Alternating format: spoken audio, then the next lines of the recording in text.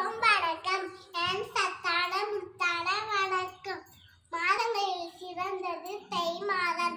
தை பிறந்தால் வழி பிறக்கும். தை 1ஆம் நாள் பொங்கல் திருவிழா. அதுவே நம் தமிழர் திருநாள். முதல் நாள் போலி பண்டிகை. வீட்டை சுத்தம் செய்து பழையதை எரிப்போம். 2ஆம் நாள் பொங்கல் பண்டிகை. வாசலில் வண்ணம் கோலம் விட்டு தோரணம் கட்டி புதுப்பானையில் பொங்கல் வைப்போம். பொங்கி வரும்போது பொங்கலே பொங்கல் பொங்கலே